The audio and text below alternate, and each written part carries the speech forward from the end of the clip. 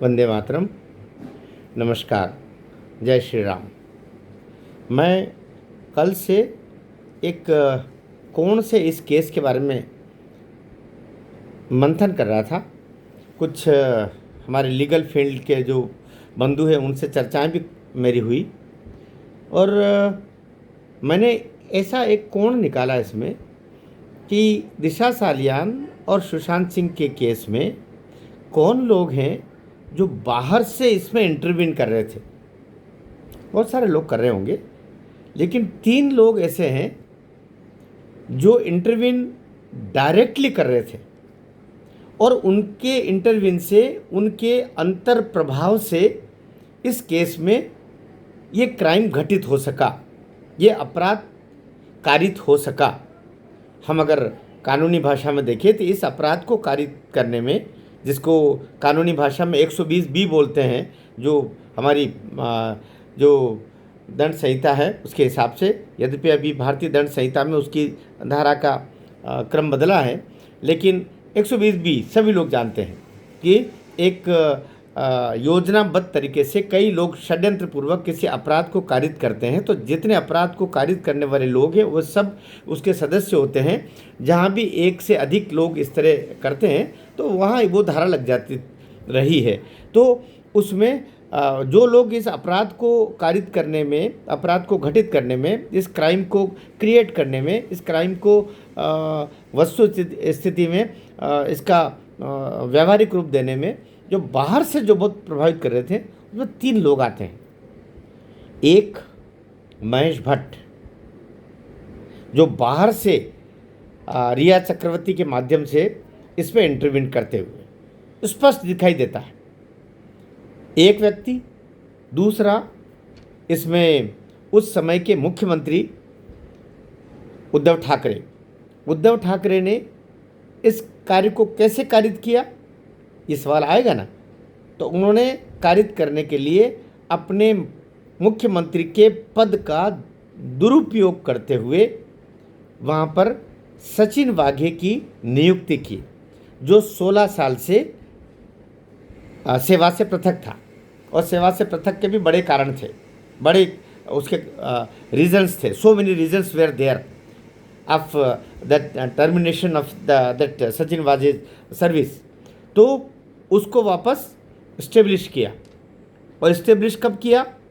Establish किया उसको 6 जून 2020, अर्थात ये जब आ जाती है दिशा सालियान 4 जून को आती है अपने माता पिता का घर छोड़ करके, और रोहन राय के कहने पर, रोहन राय के दबाव में, रोहन राय के प्रेशर में किसके घर आ जाती है? अपने माता पिता का घर छोड़ करके रोहन राय के फ्लैट पर आ जाती है। जो रोहन राय ने ऐसा बताया कि मैंने शादी करने के लिए, इससे शादी करना है, तो हम दोनों के लिए आज उसका जन्मदिन मनाना है। तो जन्मदिन मनाने के लिए उसको लेकर के वहाँ आते हैं। 4 जून 2020 को वो आ चुकी रोहन राय के फ्लैट पर, अर्थात एक क्रिया पूरी हो गई। सच, रोहन राय तो क्राइम में ही शामिल है। मैं बाहर से जो जिन्होंने इसमें सहयोग किया उनकी बात कर रहा हूँ अभी। रोहन राय तो मैन है जिसके माध्यम से जिसके कंधे पर बंदूकें चलाई, ये कह सकते हैं। तो उसको तो करवाया ही है। अब उसको किसने करवाया? आदित्य ने। लेकिन आगे चल के आदित्य तो उसमें शामिल भी होता है, उसको भी अभी हम बात के उसमें जोड़ेंगे। जो अपराध कारित करते समय, जो क्राइम को घटित करते समय, उस अपराध को करते समय जो लोग थे उससे बाहर के लोगों की बात कर रहे हैं जिन्होंने अपराधियों का सहयोग किया। उसमें एक महेश भट्ट रिया चक्रवर्ती को तैयार करके एक विष कन्या वहाँ पर भेजी। एक काम हुआ, क्योंकि उसको किसी और ने सुपारी दी होगी।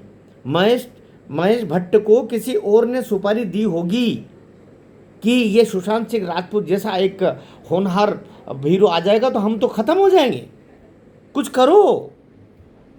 और वो भी हिंदू चेहरा, इतना योग्य चेहरा। उसको कैसे उससे रास्ते से हटाना। एक महेश भट्ट, उस पर दृष्टि जा रही है, दृष्टि जा रही नहीं है ही, सारे सूत्र बता रहे हैं कि वो है ही, और वो धर पकड़ में भी आना ही है।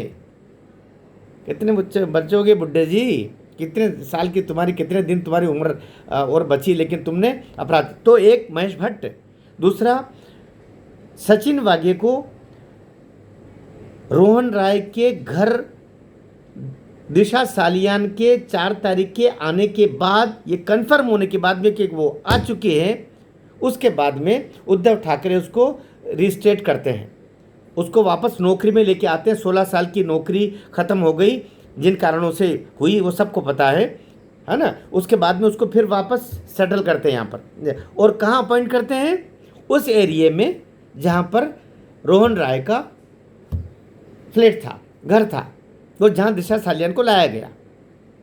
और उसने आने के बाद वो जो काम करना था वो सब सीसी कैमरे से लेके उनको उड़ाना, ये करना वो करना, सारा तैयारियाँ की। नंबर 2, बाहर से जो काम कर रहा है उद्धव ठाकरे, जिसने सचिन वाघे को रीस्टेट किया, वापस अपॉइंट किया 16 साल की नौकरी ख़त्म होने के बाद, और कानून के विरुद्ध जाते हुए किया, अपात्रता के बावजूद किया। और तीसरा, अपने मुख्यमंत्री पद का दुरुपयोग किया उद्धव ठाकरे ने, 120 वहाँ, महेश भट्ट 120 वहाँ। और तीसरा सचिन वाजे जिसने बाहर से सारा काम किया।